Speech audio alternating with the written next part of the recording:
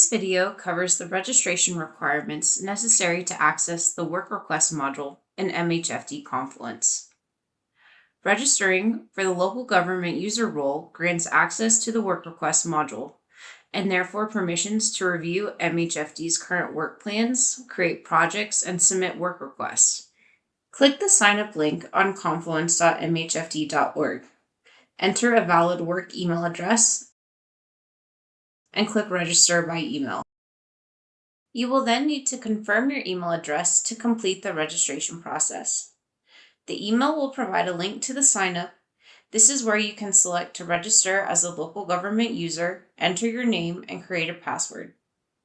At this stage, you will not have access to the Work Request module.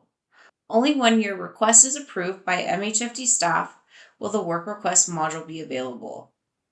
Once you receive a confirmation email that your request is approved, you'll be ready to create projects and build a work request in MHFD Confluence.